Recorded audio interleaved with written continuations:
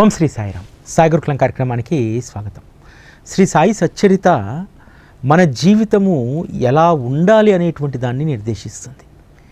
కేవలం సచ్చరితను మనము లీలల కోసమో బాబా బోధనల కోసమో చదివితే దానిని మనము అసంపూర్ణంగా అర్థం చేసుకున్నట్టే.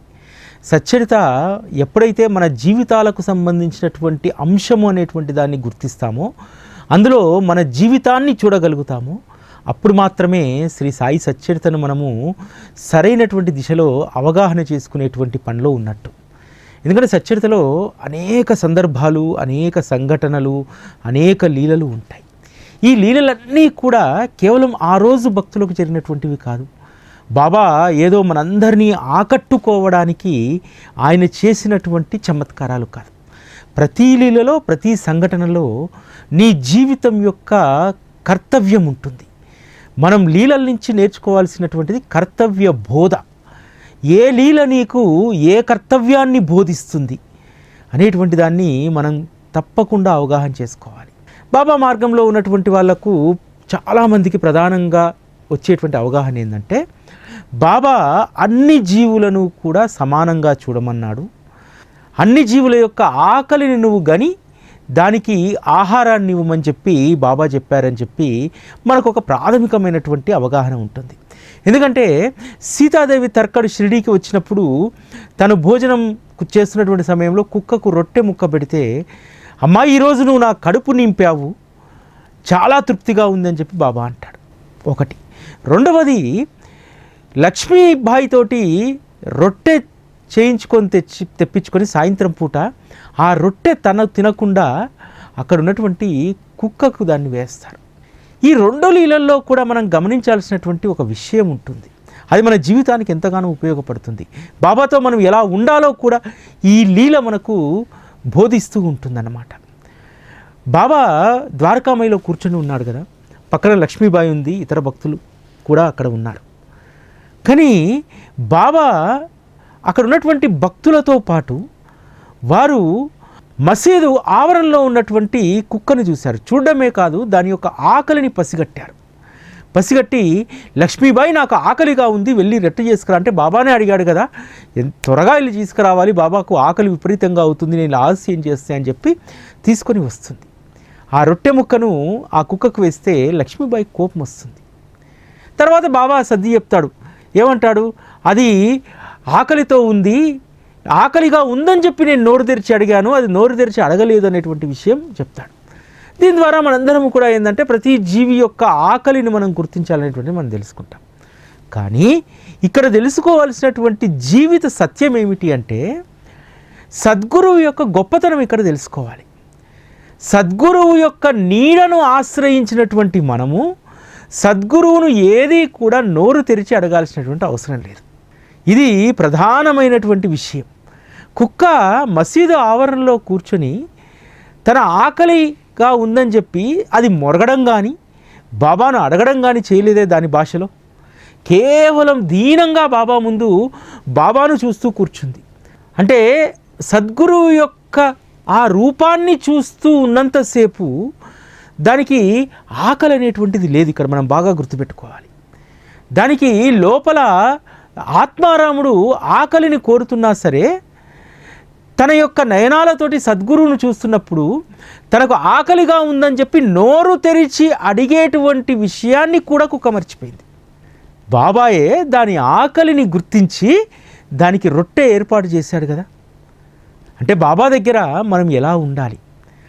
ఆ కుక్క ఆకలితో అలమటిస్తున్నటువంటి విషయాన్ని గ్రహించినటువంటి సద్గురువు తననే సర్వస్వంగా భావించి, తను తప్ప జీవితంలో తమ జీవితాలకు శ్రేయస్సు చేసేటువంటి వారు మరెవరూ లేరని చెప్పి కృతనిశ్చయంతో ఉన్నటువంటి భక్తుడి పట్ల ఎంత అటెన్షన్గా ఉంటారో మీరు అర్థం చేసుకోండి. చాలామంది మనము బాబాను ఎప్పుడూ నోరు తెరిచి అడుగుతూనే ఉంటాం. కానీ ఈ లీలను అర్థం చేసుకుంటే కేవలము ఆ శునకము సద్గురువు యొక్క రూపాన్ని చూస్తూ తన ఆకలిని మర్చిపోయేటువంటి స్థితికి వెళ్ళిపోతూ ఉంది. కానీ ఏ జీవికైనా సరే ఆహారం కావాలి కదా, ప్రాణం నిలబడాలంటే ఆహారం అనేటువంటిది తప్పనిసరి కదా. అందుకనే బాబా దానికి అంత ఆకలి ఉన్నా సరే, అరే నోరు తెరిచి అడగట్లేదే ఇది, కాబట్టి దాని కడుపు నింపాల్సినటువంటి బాధ్యత, దానికి శక్తిని ఇవ్వాల్సినటువంటి బాధ్యత నాది అని చెప్పి లక్ష్మీబాయితో రొట్టె తెప్పించుకొని దానికి ఆహారంగా ఇస్తాడు కదా. మరి మన విషయంలో కూడా బాబా అలానే ఆలోచిస్తాడు కదా. మనము ఏదో చాలా ఇబ్బందుల్లో ఉన్నాం, ఇబ్బందుల్లో ఉన్నటువంటి ఆ స్థితి బాబాకు తెలుసు కదా. మనం ఆ ఇబ్బందుల వల్ల ఎంత కష్టాన్ని ఎదుర్కొంటున్నాం, ఎంత మనోవేదనను ఎదుర్కొంటున్నాం అనేటువంటిది బాబాకు తెలుసు కదా. చాలా సందర్భాల్లో మన కష్టము ఒకరికి చెప్పుకుంటే తీరేది కాదు, ఎవరో వచ్చి సహాయం చేసి మనల్ని దాని నుంచి బయటపడేస్తారనేటువంటి ఆశపడడం కూడా వ్యర్థమే. మనం పడుతున్నటువంటి వేదనకు పరిష్కారం దొరికేంత వరకు మౌనంగా ఆ సద్గురు సామ్రాట్ యొక్క రూపాన్ని చూస్తూ ఉండడమే తప్ప మనం ఏమీ చెయ్యలేమనేటువంటి వాస్తవాన్ని మనం తెలుసుకోవాలి. నోరు తెరిచి అడగకుండా కేవలం ఆ సద్గురువు యొక్క రూపాన్ని చూస్తూ ఆయన నామాన్ని ధ్యానిస్తుంటే ఆ సద్గురు సామ్రాట్కు ఖచ్చితంగా మనపైన దయ కలుగుతుంది, కలిగి తీరుతుంది. అదంతే. ఎందుకంటే మన జీవితంలో బాబాను ఆశ్రయించిన తర్వాత అనేక కష్టాల నుంచి గట్టెక్కాం కదా. కష్టాలు రానటువంటి జీవి ఎవరైనా ఉంటారా? ఎవరము మనం ఉండం కదా, ఎవరము మనం అతీతులం కాదు కదా. ప్రతి ఒక్కరికి కూడా వారి వారి స్థాయిలో బట్టి జీవితంలో ఎత్తుపల్లాలు వస్తూనే ఉంటాయి. మనం పైకి ఎగబాకుతున్నప్పుడు బాబాయే మనల్ని ఏలు పట్టుకొని పైదాకా తీసుకెళ్తాడు. మళ్ళీ మనం పల్లంలో పడిపోయినప్పుడు మళ్ళీ బాబా మనల్ని మనం ఉన్నటువంటి పూర్వస్థితికి ఆయన్నే తీసుకొస్తాడు. ఈ సత్యాన్ని మనం గుర్తుపెట్టుకోవాలి. ప్రతి జీవి యొక్క వేదనను, ప్రతి జీవి యొక్క రోదనను బాబా ఖచ్చితంగా గమనిస్తూ ఉంటారు. అందుకోసం మనం మన కష్టాన్ని తీర్చమని చెప్పి బాబా ముందు రోధించాల్సినటువంటి అవసరం లేదు. బాబా ముందు ప్రతిరోజు ఆయన ముందు దేహి అనేటువంటి అవసరం కూడా మనకు లేదు. బాబా తన భక్తుడు ఎప్పుడూ కూడా ఒక మంచి ఉన్నత స్థితిలో ఉండాలనే చూస్తాడు. కష్టంలో కూడా నిబ్బరంగా ఒక నిశ్చలమైనటువంటి స్థితిలో తన వాడు ఉండాలని చెప్పి బాబా కోరుకుంటాడు. అటువంటి ఓపికను, అటువంటి శక్తినే ఇస్తాడు. ఎందుకంటే ఏ తండ్రికైనా బిడ్డ పదే పదే పదే యాచిస్తూ ఉంటే, అడుగుతూ ఉంటే ఏ తండ్రికి అది ఇష్టంగా ఉంటుంది చెప్పండి? కొడుకు ఎప్పుడూ కూడా అడిగేటువంటి స్థితిలోనే ఉంటే ఏ తండ్రికి కూడా అది సంతోషంగా ఉంటుంది చెప్పండి? అందుకనే బాబాను చేరినటువంటి మనం అందరము కూడా బాబా మనల్ని ఆ కష్టంలో నుంచి తీసి బయట పడేసేంత వరకు ఖచ్చితంగా ఓపికతో ఉండాలి. ఒక గొప్ప రహస్యం ఏమిటంటే, మనం వేదనలో కష్టాల్లో ఉన్నప్పుడు కేవలం సద్గురు సామ్రాట్ యొక్క రూపాన్ని చూసినంతసేపు మనకు వీటన్నింటినీ చాలా సునాయాసంగా ఎదుర్కోగలుగుతామనేటువంటి గొప్ప ధైర్యం మనకు కలుగుతుంది. శ్రీ సాయి సచ్చరిత మనకు నేర్పేటువంటి మరొక సుగుణం ఏమిటంటే, అందరినీ సమానంగా చూసేటువంటి, ఆదరించేటువంటి గుణాన్ని మనకు సచ్చరిత నేర్పిస్తుంది. రాజును నిరుపేదను సమానంగా చూసేటువంటి విషయం అది అసాధ్యమైనటువంటిది. కానీ బాబా తన వద్దకు వచ్చినటువంటి భక్తుల పట్ల అటువంటి భావనతో ఉండేటువంటి వారు. ఎందుకంటే నిరుపేద వచ్చిందని చెప్పి కుష్టివ్యాధితో ఉన్నటువంటి బాగోజీ సిండేను ఈసడించుకోలేదు, బూటీని తొడపైన కూర్చోబెట్టుకోలేదు. అందరితో ఒకే రకంగా వ్యవహరించేటువంటి వారు. అంతేకాదు ఎవరిపైన కూడా ఒక అభిప్రాయాన్ని బాబా ఎప్పుడూ కలిగి ఉండేటువంటి వారు కాదు. బాబాను చేరుకున్నటువంటి భక్తులు ఒక్కొక్కరు ఒక్కొక్క రకంగా వ్యవహరించేటువంటి వారు, ఒక్కొక్కరిది ఒక్కొక్క ప్రవర్తన ఉండేటువంటిది. అందుకు బాబాతో బాగా అనుబంధం కలిగినటువంటి శ్యామ, తాత్య లాంటి వాళ్ళు ఒక్కొక్కసారి బాబా మాట వినేటువంటి వారు కాదు. కొన్ని సందర్భాల్లో శ్యామ, తాత్య బాబాను ఛాలెంజ్ చేసేటువంటి వాళ్ళు, బాబా నీకేం తెలుసులే అనేటువంటి వాళ్ళు.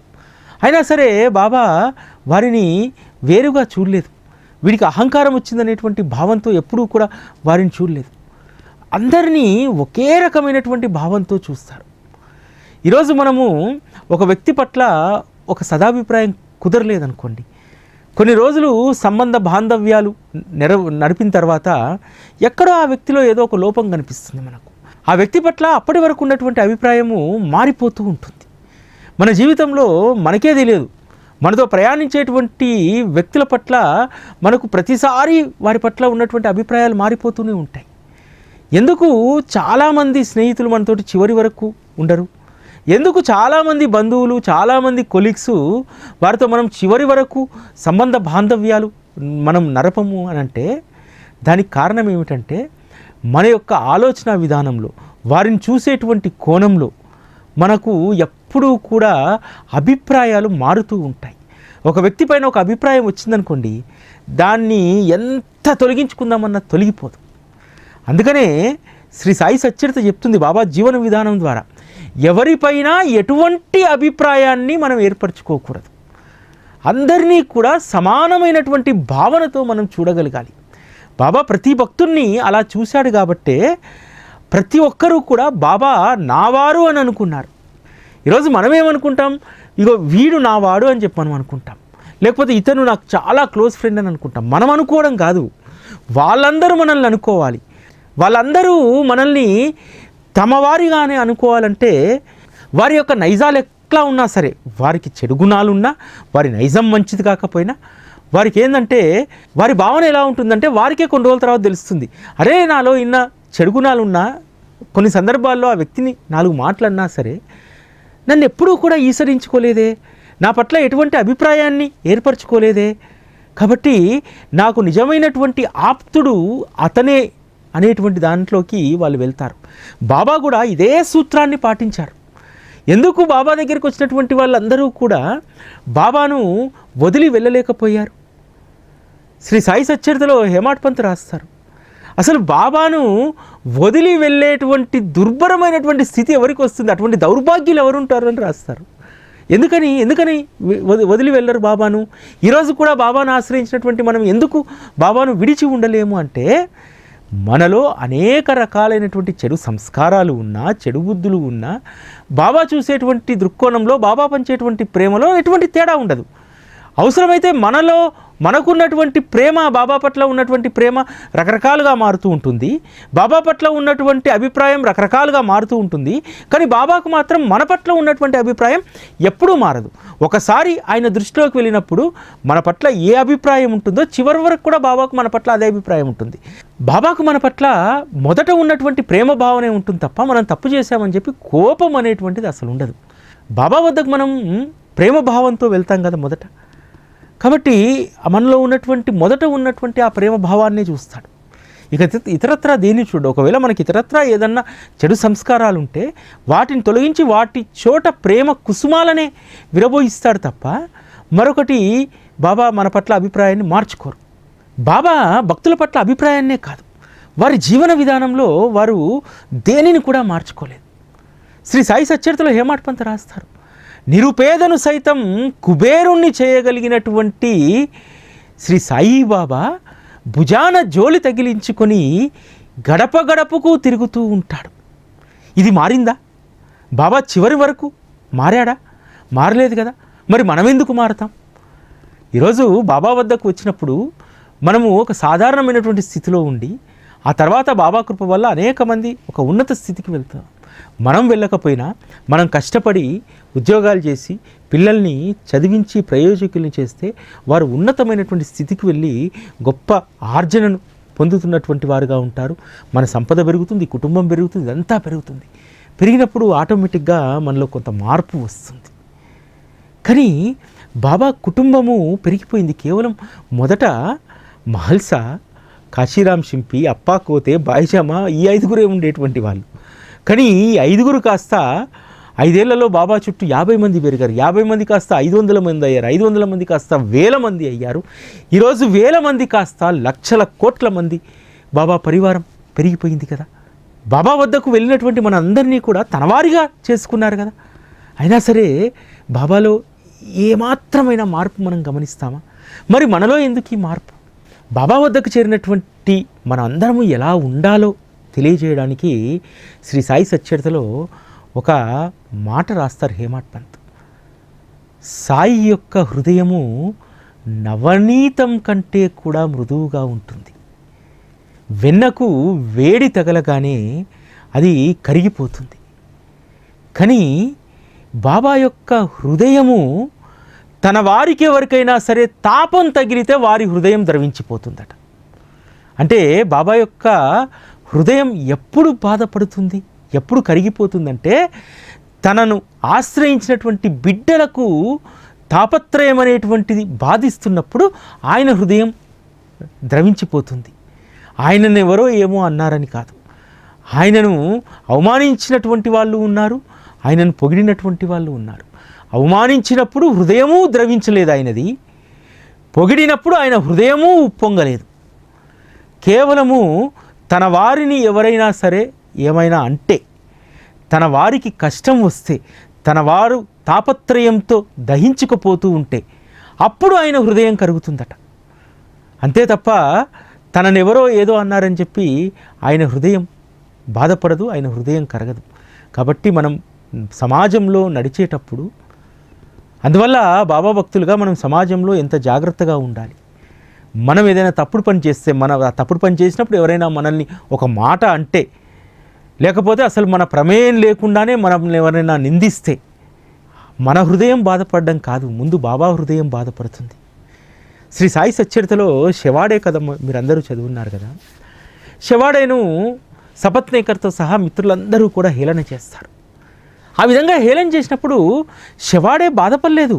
షెవాడే ధైర్యంగా చెప్పాడు, మీరు ఎన్నన్నా అనండి, ఏమన్నా చేయండి, ఈసారి ఫెయిల్ అయితేనేమో, ఒకవేళ ఫెయిల్ అయితే, కానీ మరుసటిసారికైనా సరే బాబా నన్ను గట్టెక్కిస్తాడు. ఎందుకంటే నేను చదివినటువంటి ఇవన్నీ కూడా పరీక్ష సమయానికి ఆయనే గుర్తు తెస్తాడు. దానికి షెవాడే అక్కడితో వదిలేసిండు. తనని బాబా ఏదో సహాయం చేస్తాడట, బాబా వచ్చి వీడికి చెప్తాడని చెప్పి సపత్నేకర్తో పాటు ఇతర మిత్రులు అన్నటువంటి దానికి ఆ విషయాన్ని అక్కడితోటే వదిలేశారు. కానీ బాబా మాత్రం బాగా గుర్తుపెట్టుకున్నాడు, ఈ సపత్నేకర్ అనేటువంటి వాడు నా దగ్గరికి రాకపోతాడా, వచ్చినప్పుడు ఈ విషయం, నేను బాధపడ్డటువంటి విషయం నా వాడినంటాడా, నా వాడినంటే నాకెంత బాధ కలుగుతుందో వాడికి తగినటువంటి పాఠాన్ని నేర్పిస్తానన్నాడు కదా. కొడుకు మరణించి తీవ్రమైనటువంటి విరాగి అయినటువంటి సపత్నేకరు బాధాతప్త హృదయంతో బాబా పాదాల వద్దకు వస్తే పాదాలను ముట్టనిచ్చాడా? ముట్టనీయలేదు కదా. నువ్వు ఆ రోజు చేసినటువంటి దానికి నా హృదయం ఎంత తల్లడిల్లిందో నువ్వు కూడా నీ హృదయం అంత తల్లడిల్లాలి.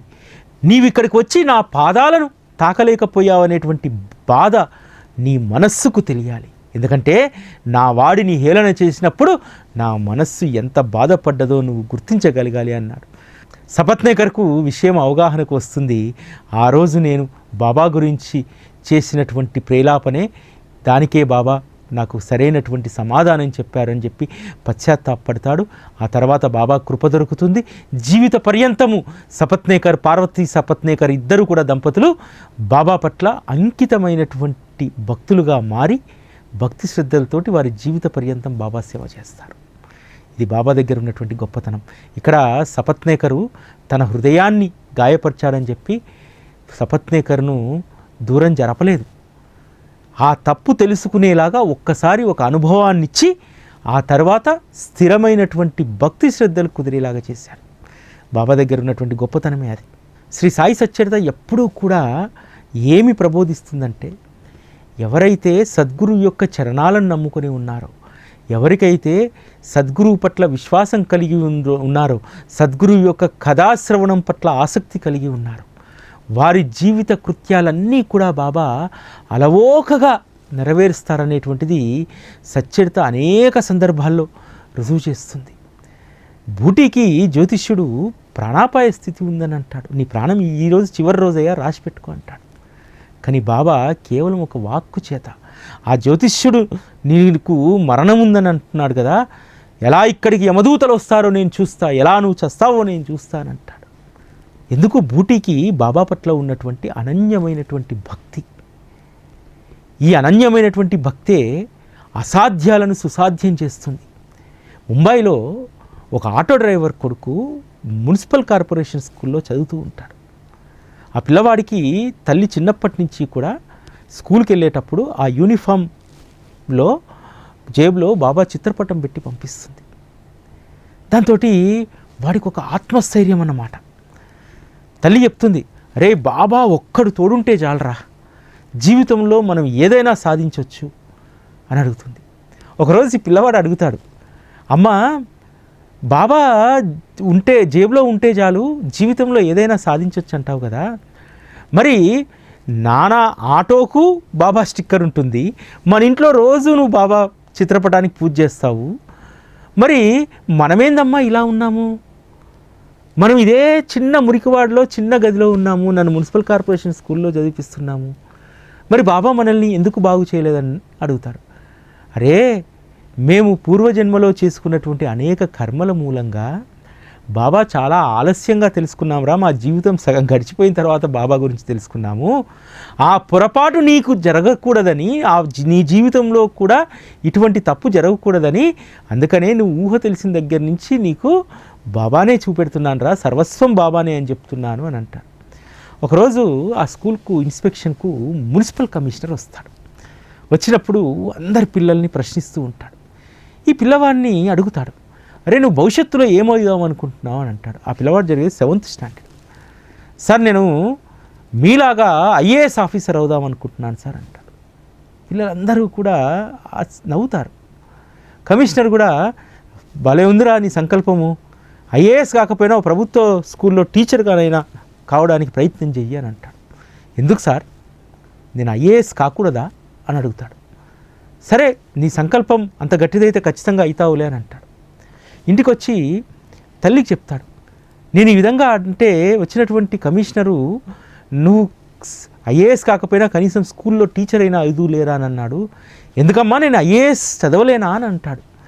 అప్పుడు తల్లి అంటుంది, ఎందుకు కాలేవు నాయనా, నీకు తోడుగా ఉన్నటువంటి వారు సామాన్యుల, వారు సమర్థులు, దేన్నైనా సరే సమర్థవంతంగా సాకారం చేసేటువంటి వారు, కాబట్టి నీ జేబులోనే ఉన్నాడు ఆ సమర్థుడు, ఆ సమర్థుని నమ్ముకో ఖచ్చితంగా నువ్వు అవుతా అంటాడు. అబ్బాయి అలా ఉన్నత చదువులో చదువుతూ ఉంటాడు. తను పీజీలో యూనివర్సిటీలో జాయిన్ అయ్యి IAS కోసము చదువుతూ ఉంటాడు. ఒకరోజు లైబ్రరీలో ఒక ప్రొఫెసర్ కలుస్తాడు. నువ్వు ఎప్పుడు చూసినా లైబ్రరీలో ఉంటావు, నీతోటి వాళ్ళందరూ ఏదో 1-2 గంటలు వచ్చిపోతారు, నువ్వు రోజుకు 10 గంటలు ఇక్కడే ఉంటావు, ఏం చదువుతున్నావు అని అంటారు. సార్ నేను IAS ప్రిపేర్ అవుతున్నానంటే, IAS ప్రిపేర్ అయ్యేటువంటి వాళ్ళు ఈ లైబ్రరీలో కాదయ్యా ఉండాల్సింది, ఢిల్లీలో చాలా మంచి అకాడమీస్ ఉన్నాయి, అక్కడికి వెళ్ళి ట్రైనింగ్ తీసుకోవాలి, ఇక్కడ ఉంటే కాదు అని అంటాడు. కానీ అక్కడ ఉన్నటువంటి వాళ్ళకంటే కూడా నాకు అత్యంత సమర్థులైనటువంటి మా గురుదేవులు నాకు ఇక్కడ నన్ను దగ్గర ఉండి చదివిస్తున్నారు, ఆయన కంటే సమర్థులు, ఆయన కంటే ఉన్నతులు మరొకరు లేరు అని అంటారు. అట్లా 1986లో ఫస్ట్ అటెంప్ట్లోనే ఆ విద్యార్థి IASని సాధిస్తాడు.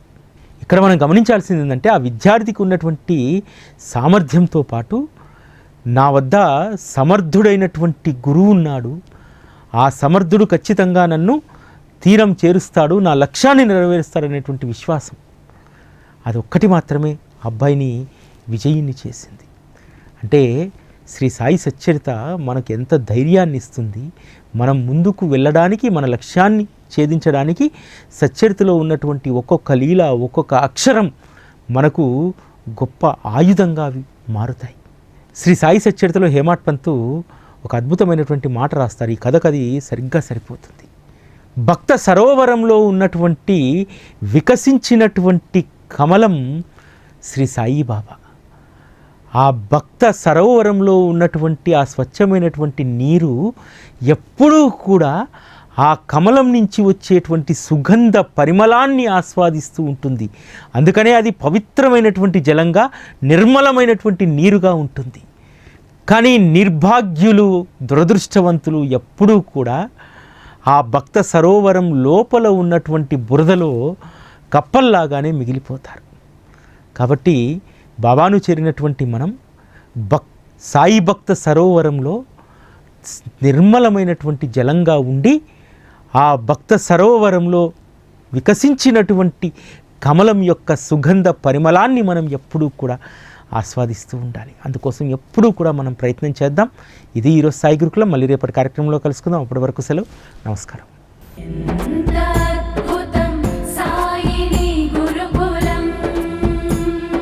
శిక్షణే తప్ప శిక్షలు లేని శరణాగతి సౌదం.